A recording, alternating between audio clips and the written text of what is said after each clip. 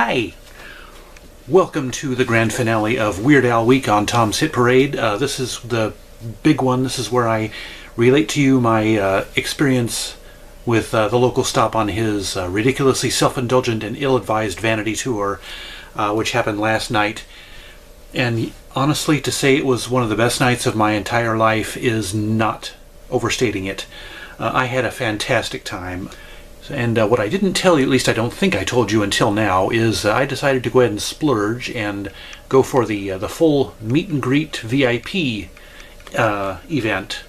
So yeah, I got to the venue at about 5:30 or so, went to the check-in and got my VIP laminate. Nice little cool plastic jobby here, as well as a cloth adhesive badge to put on that to signify that you were part of the meet and greet event. You have to have it on your person somewhere. And also part of the VIP package was in this nice little box here, a souvenir wristwatch. You could choose one of two. I got the one with the polka dot band. You can see here, and the hands are his moving limbs. So yeah, that's an awesome extra here. I don't know if I'm ever going to wear it, but it's definitely a nice thing nice souvenir to have. And one of the perks of a VIP pass is crowd-free merchandise shopping before the rest of the crowd, the rest of the riffraff, was allowed into the establishment. So I decided to get two t-shirts, one of which I am wearing here. Give you a nice little look at it. And here is the other one. Very nice, and it's got all the tour dates back here. My only regret is the double X looked a little too big, so I went ahead and got the extra large, but unfortunately that's a little on the small side, so I'm afraid they're made of 100% cotton, so I'm kind of afraid that after the first time I wash them I won't be able to wear them again. So, but we'll see what happens with that. Oh, and also, most importantly, I got my Funko Pop. I told you in another video this week that I'd been wanting one, so this is the one where he's got his accordion, as you can see here. So yeah, this was actually, strangely, this is probably the thing that I was most excited to get, was the Funko. They had some great merchandise there, though. They actually had some vinyl copies of his Peter and the Wolf album, and obviously it's very hard to come by. They've been out of print for a long time, and they wanted $200 a piece for them. So, needless to say, I decided to forego that expense. But one of the other things about for VIP attendees was they had a little game of Weird Al Jeopardy before the show, and I wasn't going to put my name in. You know, you'd put your name in, but anybody who wants to be a contestant would put their name in to on a little card, and they'd go into drum and they'd spin the drum and pick names at random. I wasn't going to put my name in, but I decided to go ahead and do it. And I wasn't one of the three that was called, unfortunately. However, they did warn the audience that they might be choosing replacements for contestants who did not know enough of the answers. And a contestant was given a question and nobody knew the answer, and they called out into the audience, and I raised my hand, I got the answer right, and next thing I know, I'm on the stage as one of the contestants. I replaced a contestant named Dave, so I was never asked my own name, so for the rest of the night, basically, I was New Dave. So and I actually, you know, not to toot my own horn, but then this is my channel, so I guess nobody's going to stop me. I actually got probably 12, 14 questions right. I was kind of hogging the board, but on a few of the questions I waited a good 5 seconds or so waiting for somebody else to get the answers. So, but anyway, the MC decided that I was hogging the board, I guess. He didn't say it in so many words, but so he brought up other people from the audience to help out the other two contestants. So I was by myself, and each of the other two contestants had at least one person helping them. So, and the guy next to me, he was originally going to have his 10-year-old son go up if his name was called, and so this was his opportunity. He asked the MC if he could bring his own son up to help out, And he did, and honestly, I may have technically got more answers correct than he did, but he won the competition because the MC said so, and I had absolutely no problem with that. I mean, honestly, it's tough to beat an adorable 10-year-old, so, I mean, really, it was just all fun for me. I had no problems with it. It was just absolutely fun, and I got to be a little minor celebrity for a couple hours that night, so that was a lot of fun. I honestly had the time of my life. And the MC was great. He was hilarious. He was fun, and he got this one guy from the audience up to be his Vanna White, even though this wasn't Wheel of Fortune, it was Jeopardy. And so he got the guy to wear a wig and a beauty contest sash and do all this crazy stuff. So I'm just glad that wasn't me. But anyway, and for my participation, I actually got a runner-up medal for the Jeopardy, the Weird Al Jeopardy contest. So that was awesome. And supposedly the 3 contestants are supposed to send an email to an email address and are actually going to get some kind of a certificate or something later on by mail. So we'll see what happens with that. I'll probably show it to you at some point. After that, there was a bit of an intermission, and then the show started. The opening act was a comedian that I have enjoyed and loved for a long, long time, Emo Phillips. He's been active since the 80s. He played Joe Early, the janitor, in Al's movie UHF. They've been friends for a long, long time, and Emo has done a lot of stand-up. He's been a stand-up star since the 80s, and he was hilarious, as funny as he's ever been, and that was a real highlight. I knew he was going to be the opening act on some of Al's Vanity Tour stops, but I didn't realize he was going to be in Eugene as well, so that was just an extra bonus for me. Now, one of the things that was at the merchandise booth that I had seen when I was up there first, but didn't pick up, was a mystery grab bag. It's a canvas tote bag with about 10 miscellaneous items that are apparently from Bermuda Schwartz's archive, which the clerk there said has gotten so big that Bermuda's wife has demanded that he pare it down. So I think that's what brought about these $10 mystery grab bags.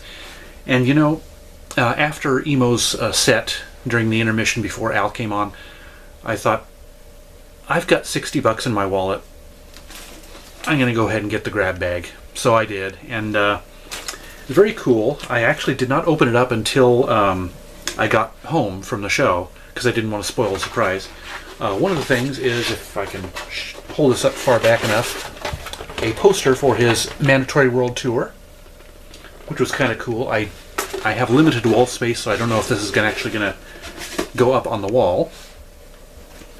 But yeah, this bag was full of some great stuff. A few CDs. This is, I guess, I'm not sure if it's a promo or not, but both of his Christmas songs, The Night Santa Went Crazy and Christmas at Ground Zero, which I did not have. I never had this. But it also had Alapalooza and Poodle Hat, which obviously I already have, so I'll probably offer these up to a friend, because, you know, honestly, redundant CDs when I've already got them, you know, especially if they're not rarities of any kind, even though they've supposedly been in the hands of Al's drummer, Bermuda Schwartz. I got a couple keychains here, actually 2 of the same keychain, and I'm guessing this is a laptop sticker. It's got an adhesive backing on it, so I don't know if it's necessarily meant for laptops or for whatever. Obviously, you could probably stick it on whatever. But yeah, very cool there. And a few miscellaneous photos. One of his One More Minute video and Dare to Be Stupid, both of which he performed at the show, by the way. And an autographed portrait. Just a, you know, printed autograph, not a personal autograph. And what else is in here? Oh yeah, I'm guessing this is kind of like a banner or a flag of some sort of mandatory fun. So yeah, haven't opened it up yet. So, but yeah, I'm glad I went for the grab bag. I mean, hey, you're only going to do this kind of stuff once, right? So, and then it was time for Al and his band to take the stage. Oh, and I actually didn't realize until I got there that I had actually gotten a ticket for a front row seat. I mean, I knew I was early on for buying a VIP ticket, but I had absolutely no idea that I was getting a front row seat. So that just notched the experience up by 3 or 4 pegs right there. But yeah, then Al took the stage with his band, and they launched right into their set. And oh, one of the things, another thing that the VIP attendees get is a framed copy of the set list, which is very nice. So yeah, they started off with Good Old Days from, I believe that was from Even Worse. It's not one of my favorite originals, but honestly, I know all the words to it anyway, so I was right there singing along. And then he started on an acid rock Grateful Dead beat, so we weren't sure what was coming, but it ended up being a new arrangement of Dare to Be Stupid, which was very welcome. I mean, I love that they were just kind of trying new things with this show. I mean, the entire show was basically an experiment. They weren't sure if it was going to work. But then they went into CNR, his Charles Nelson Riley tribute that was from his Alpocalypse album. And then one of my favorite originals, I can't remember though if I had it on my favorite originals list or not, The Biggest Ball of Twine in Minnesota. And I was, of course, singing right along to that one too. Then they went on into Stuck in a Closet with Vanna White, and Velvet Elvis. I mean, a lot of the old album tracks that the casual fans didn't really care about. I mean, that's what this show was all about, was for the hardcore fans who love the forgotten tracks, the buried album cuts on there. Then they did Let Me Be Your Hog, all, 30 seconds of it, before going into One More Minute, one of my favorites. Young, Dumb, and Ugly, their AC/DC style parody from Alapalooza. You Don't Love Me Anymore, which is one of my favorite ballads of his. Then Your Horoscope for Today, and then Why Does This Always Happen to Me? That was off of Poodle Hat. And then another one of my favorite originals, When I Was Your Age. I mean, this list, I was very surprised how loaded this list was with favorite songs of mine. And then they did Don't Download This Song, then UHF, the title track from his movie, and then I believe it was one of his most requested tour songs, Jackson Park Express. That was off of his Mandatory Fun album.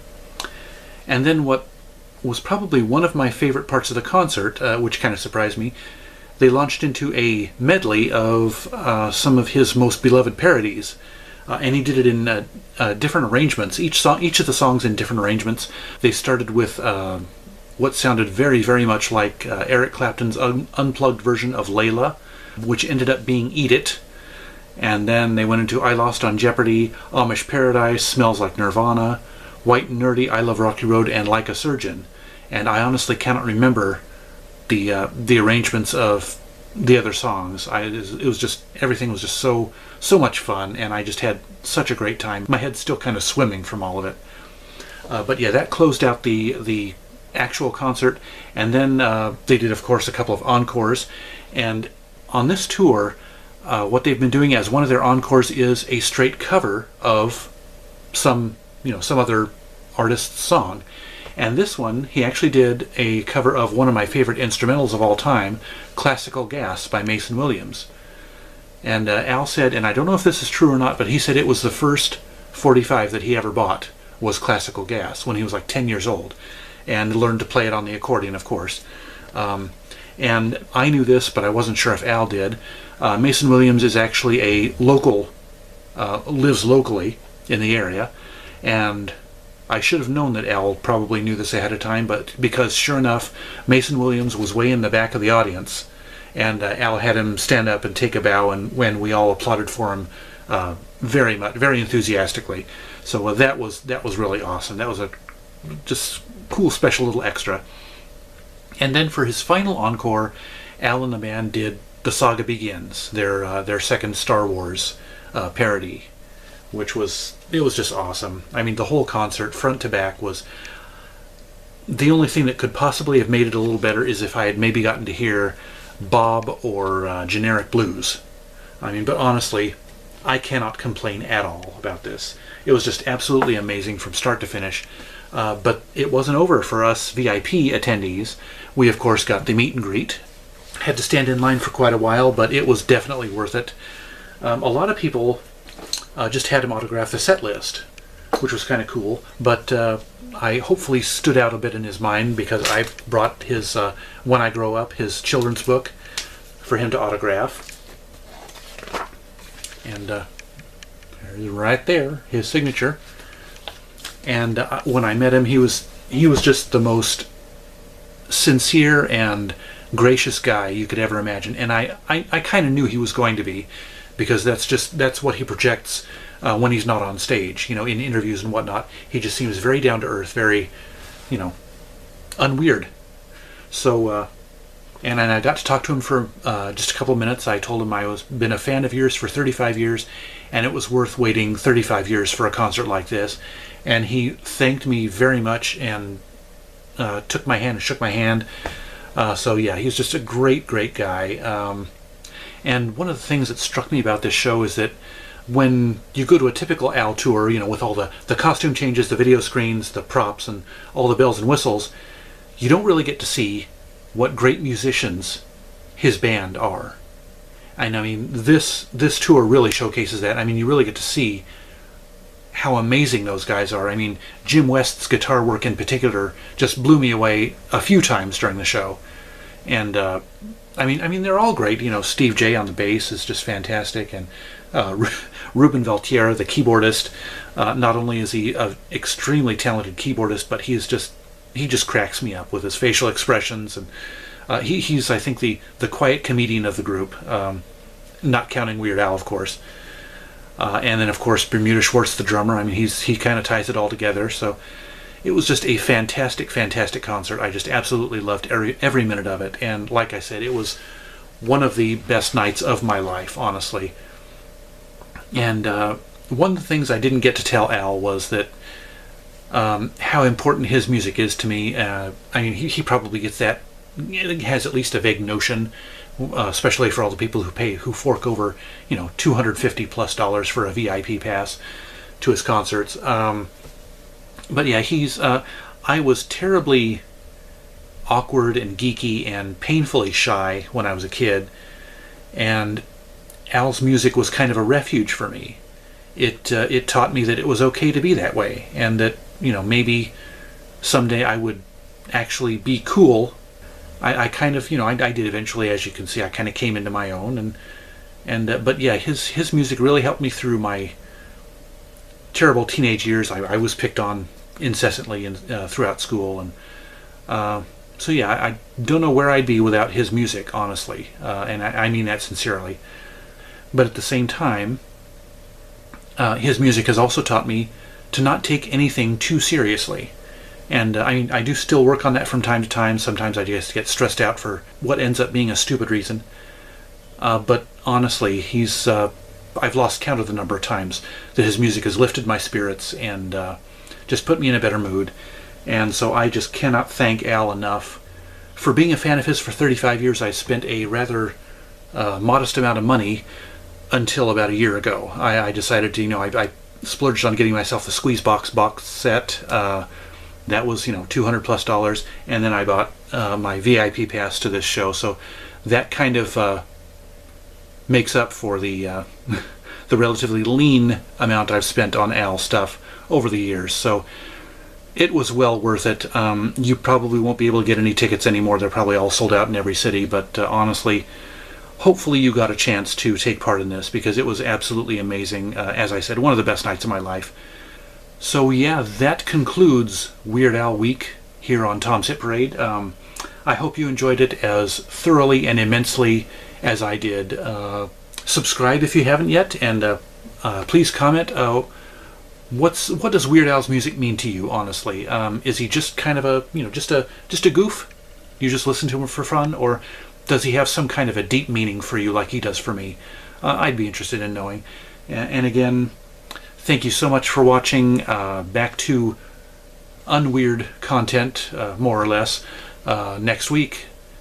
And again, thanks for watching, and remember, life's too short to be a music snob.